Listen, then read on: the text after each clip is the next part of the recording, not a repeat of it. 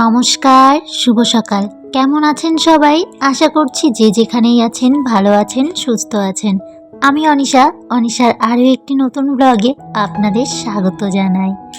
আজ কিন্তু আমার কাছে বিশেষ একটা দিন, মানে আমার বিশেষ মানুষের আজ জন্মদিন। সেই কারণে কিন্তু সকাল সকাল ঘুম থেকে উঠে সমস্ত কাজবাজ আগে সেরেছি। আর ওই যে আগের দিনের জামা কাপড়গুলো কাচা ছিল সেগুলোই কিন্তু মেলে দিচ্ছি। ছাদে রোদ উঠেছে, তো যাই হোক ওইদিকে জামা কাপড়গুলো মেলে দিয়ে এসে সকালবেলার তোড়জোড়ে লেগেছি ব্রেকফাস্টে। তো আগে চাটা বসিয়ে দিয়েছি আর এদিকে করব একটু জ্যাম পাউরুটি। তো জ্যামটা নিয়ে এখানে পাউরুটিতে লাগিয়ে দিচ্ছি। আর বাবানকে দিয়েছি, বাবানের দাদুকেও দিতে গেছিলাম, উনি কিন্তু খাননি। যাই হোক, আমি আর বাবানের পাপা খেয়ে নিয়েছি। তবে বাবানও খুব একটা ভালো খায় না জ্যাম পাউরুটিটা, তবে শুধু জ্যামটা একটু ভালো খায়। সেই কারণে এই যে জ্যাম পাউরুটিটা করে নিয়েছি আর স্যান্ডউইচের মতন করে কিন্তু এখানে কেটে নিয়েছি চাকু দিয়ে মাঝখান থেকে। বেশ কিন্তু ভালো লাগে সকালবেলায় একটু নিত্য নতুন ব্রেকফাস্ট খেতে। তো আমি প্রায় চেষ্টা করি যাতে সকালবেলায় একটু নিত্য নতুন খাওয়া যায় বা হালকা ফুলকা কিছু একটা খেয়ে নিয়েই কাজে বাজে হাত লাগানো যায়। সারাদিনই তো ছুটতে হবে কাজের পেছনে। আর ওই যে আজকে তো বিশেষ দিন, বিশেষ মানুষটার জন্মদিন, সেই কারণে কিন্তু আজকে একটু বেশি কাজ বাজের তাড়া। যাই হোক, 2 কাপ চাও বানিয়ে নিয়ে চাটা শেষ করেছিলাম স্যান্ডউইচটা দিয়ে। তারপর কিন্তু এদিকে চলে এসেছি রান্নাবান্নার কাজে। ওই যে বললাম বিশেষ মানুষটার জন্মদিন, সেই কারণে কিন্তু বিশেষ তোড়জোড় বা বিশেষ আয়োজন। আজ করব একটু ফ্রাইড রাইস, 5 রকমের ভাজা, চিকেন, তারপর তোমার মাছের ঝোল, পায়েস আছে।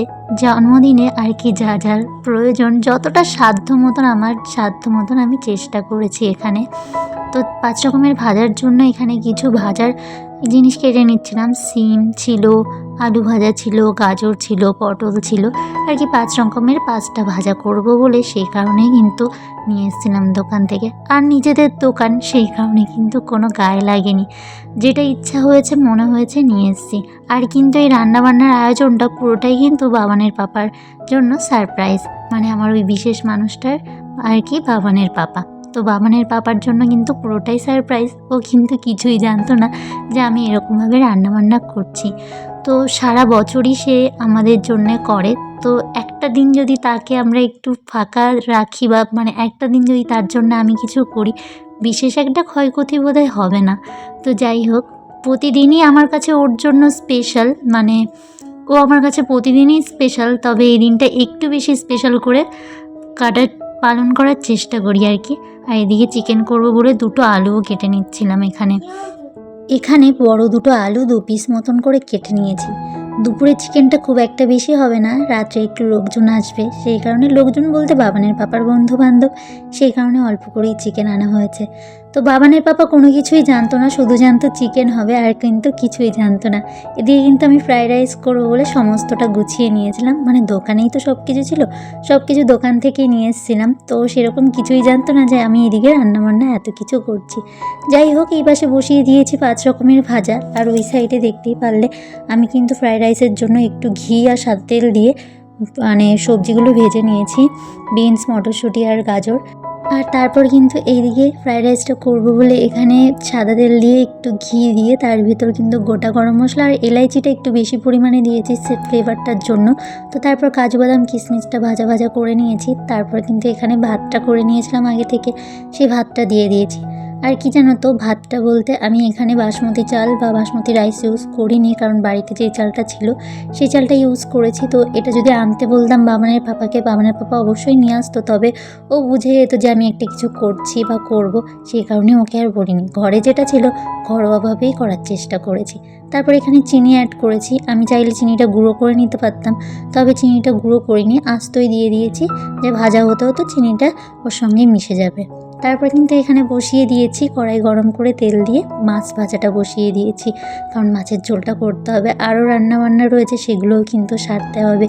এদিকে অনেকটা তাড়াহুড়োর মধ্যে করছিলাম, 2 সাইডেই বসিয়েছি যাতে তাড়াতাড়ি হয়ে যায়। আর এক হাতে একা একা সব কিছু করছিলাম, তাই একটু অনেকটাই টাইম লেগে গেছিলো, মানে আজ সারাদিনটাই রান্নাঘরের পেছনেই প্রায় কেটে গেছে। এদিকে মাছের ঝোলটা বসিয়ে দিয়েছি, পুরো ডিটেলস দেখাইনি, তবে কিন্তু অনেকটাই বড় হয়ে যেত ভিডিও, সে কারণে আর পুরো ডিটেলসটা দেখানি। প্রতিদিনই কিন্তু পুরো ডিটেলসে আমি রান্নাবান্না দেখাই, তাই কিন্তু আর পুরো ডিটেলসে দেখালাম না। এদিকে আমি একটা শুকনো লঙ্কা পাঁচফোড়ন দিয়ে টমেটো চাটনি করে নিয়েছি আর বসিয়ে দিয়েছি পায়েস। আমাদের কিন্তু বাঙালিদের জন্মদিনের মেন ডিশ হচ্ছে পায়েস। পায়েস না হলে বাঙালির জন্মদিন একেবারেই ফিকে বা একেবারেই জমে না। তো পায়েসটা তো করতেই হবে, আর পায়েসটা কিন্তু আমাদের বাঙালিদের জন্মদিনের কিন্তু আশীর্বাদ স্বরূপ বলে মানা হয় বা শুভ একটা জিনিস।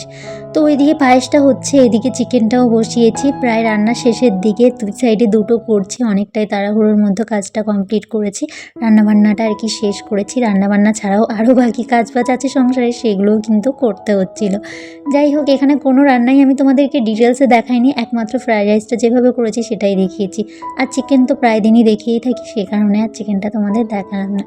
এখানে ওই যে বের করেছিলাম কাঁসার থালা বাটি গ্লাস, আমরা কিন্তু প্রায় দিন এটা ইউজ করি না, সেই কারণে একটু কালো কালো মতন হয়ে গেছে। তবে ভালো করে মাজলে, মানে প্রায় দিন মাজলে পরে বা ব্যবহার করলে না এই কালো দাগগুলো থাকে না। তবে কি বলো তো, প্রচণ্ড ভারী এই কাঁসার বাসনগুলো, সেই কারণে ক্যারি করতে খুব অসুবিধা হয়। ভাবি প্রায় দিনই যে কাঁসার বাসনেই বাবানের পাপাকে খেতে দেবো, মা আমিও খাবো, তবে আর হয়ে ওঠে না। যাই হোক, এদিকে কিন্তু মনের মতন করে থালাটা সাজিয়ে দিচ্ছিলাম, সাধ্য মতন যতটা পেরেছি চেষ্টা করেছি সাজানোর। এদিকে পায়েস বা রান্নাবান্না পুরোটাই কিন্তু কমপ্লিট, সেগুলো সব কিছু এখানে গুছিয়ে দিচ্ছি। থালাটা সাজাতে পেরে এতটা আনন্দ হচ্ছিলো বা ভালো লাগছিলো কি আর বলবো। আগের বছরও দিয়েছিলাম, তবে আগের বছরের তুলনায় এবছরটা একটু বেশি যেন স্পেশাল ছিল আমার কাছে। মানে প্রতি বছরই কিন্তু আমার ওই স্পেশাল মানুষটা আমার কাছে প্রতি বছরই স্পেশাল, মানে প্রতি বছর কি সবসময় আমার কাছে স্পেশাল, কারণ ও যতটা আমাকে বোঝে ততটা কেউ আমাকে বোঝে না। আমাদের কিন্তু লাভ ম্যারেজ নয়, অ্যারেঞ্জ ম্যারেজ, তবে ও যতটা আমাকে বোঝে ওর মতন করে কেউ আমাকে বোঝে না।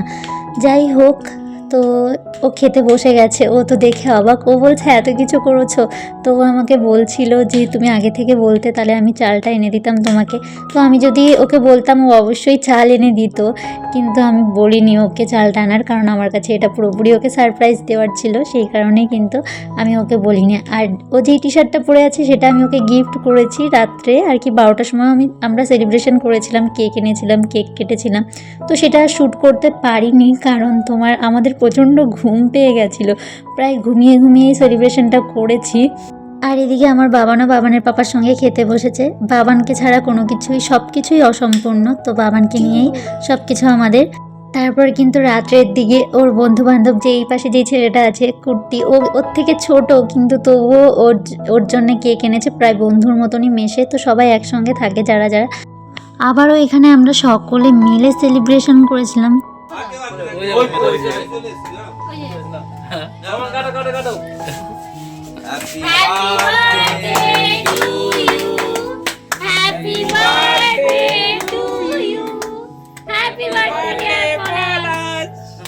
একসঙ্গে আজ 3টে বছর পার করে দিলাম, তবে চাই এইভাবে যেন যতদিন বাঁচবো ততদিন যেন পার করে দিই। আর কি বলতো, সংসার করতে গেলে দুঃখ থাকবেই, আর দুঃখ যদি না থাকে সুখের আনন্দটা পাবো না। ওই যে কথাই আছে না, যদি রাত্রি না হতো তাহলে কিন্তু আমরা দিনের আনন্দ পেতাম না, সেই কথাটাই সেম, যে যদি দুঃখ না থাকে আমরা কিন্তু সুখের আনন্দটা বুঝতাম না। তো সুখ দুঃখ সব কিছুই একসঙ্গে এইভাবে কাটাতে চাই আমরা, যেন আরও বছর আমরা এইভাবে কাটাতে পারি, সেই আশীর্বাদই তোমরা সকলে করো।